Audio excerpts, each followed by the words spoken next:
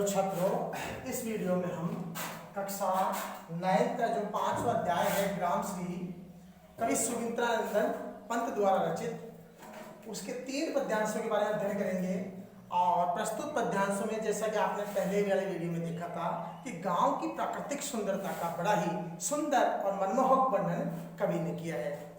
तो आइए फिर इसमें ग्रामश्री की शोभा का वर्णन करते हुए कवि कहता है कि पीले मीठे अमरूदों में अब लाल लाल चिट्टियां पड़ी। यानी गांव का जो वातावरण है, सुंदर सुंदर वातावरण है, खेतों के अंदर जो हरियाली फैली हुई है, पीले पीले अमरूदों में लाल लाल चिट्टियां पड़ी। चिट्टियां का मतलब निशान।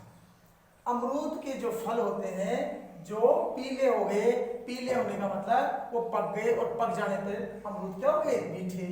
अब उन पे लाल लाल चिट्टियां पड़ी, अर्थात जब अमरूद के लाल लाल धब्बे, लाल लाल निशान जब पड़ जाते हैं ऊपर और जो पीले रंग के हो जाते हैं, तो ऐसा माना जाता है कि वो अमरूद पक करके खाने योग्य हो गए, मीठे हो गए, रसीले हो गए।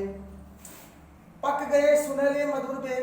बेर का मतलब फल, बोर, जिसको गांव की भाषा में कहते हैं कि जो बेर है वो मधुर यानी मीठा हो गया है। सुनहरे, वो सुनहरे स्वर्णिम आभाले वो भी पक गए हैं। अर्थात खेत के अंदर जो पौधे हैं, जो झाड़ी है, उस पे बेर है, वो लग करके तैयार हो गए हैं, पक गए हैं, खाने के योग्य हो गए, मीठे हो गए हैं और स्वर्णिम आभाले में सुनहरे लग रहे हैं। अवली से तरु की डाल जड़ी।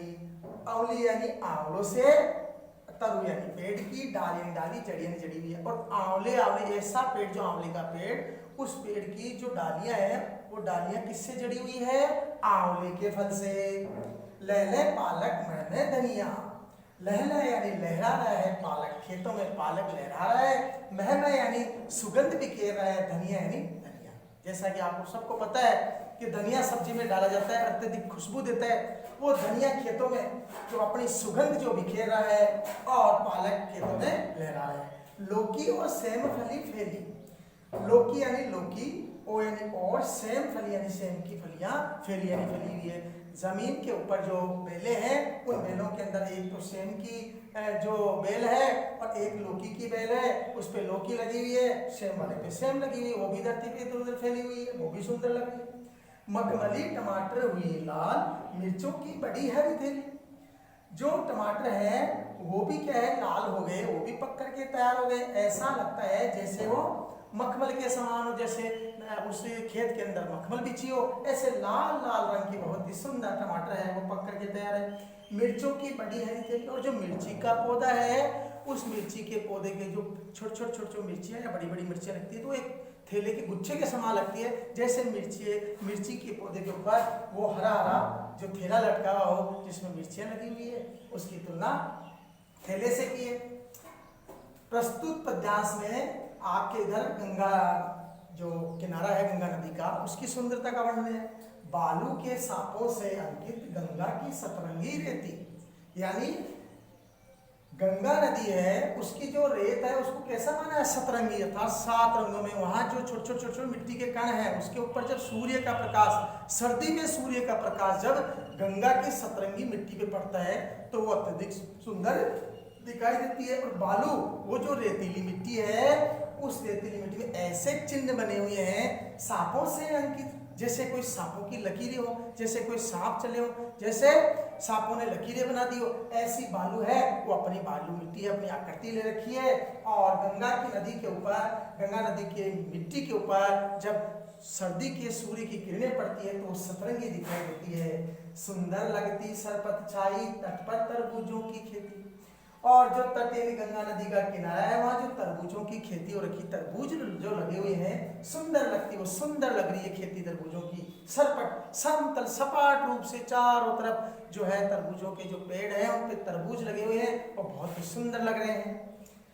अंगुली की कंघी से बगुले कलंगी सवारते कोई। और बगुले हैं गंगा नदी के किनारे खड़े हैं, और ऐसा लगता है कि कंघी, जैसे हम कंघी बालों को संवारने के काम में लेते हैं, जैसे बगुले हैं वो क्या कर रहे हैं? अपने अंगुली से, अर्थात कौन सी अंगुली? अपने पैरों से ऐसा लगता है कि अपने बालों को संवार रहे हैं। अर्थात बगुले भी गंगा नदी किनारे खड़े हैं और अपने पैरों को बार बार हिलाते हैं। ऐसा लगता है जैसे कंघी से अपने कलंगी संवारते हैं, अर्थात जो कलंगी जो सिर पे होती है उसको संवार रहे हैं, उसको ठीक कर रहे हैं, अच्छा बना रहे हैं, सुंदर बना रहे हैं।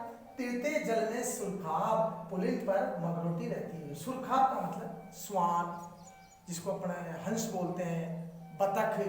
बतख नाम के या स्वान जो है वो तीर्थे जल में, वो उस गंगा नदी के पानी में जो बतखे हैं, जो हंस है वो तैर रहे हैं। पुलिन पर मगरोटी रहती है सोई। मगरोटी यानी मगरमच्छ, और मगरमच्छ जो जल में रहते हैं वो पुलिन यानी किनारे पर, उस गंगा नदी के किनारे पे क्या सोए हुए हैं, जो मगरमच्छ है वो सोए हुए हैं। तो सांपों के समान बालू की लकीरों से तुलना करना, गंगा नदी की मिट्टी को सतरंगी मानना, और तरबूजों की खेती को सपाट चारों तरफ फैली हुई मानना, और बगुलों के द्वारा कलंगी को संवारना कंगी से, और बतखों और हंसों का जल में तैरना और किनारे पर मगरमच्छ का रहना।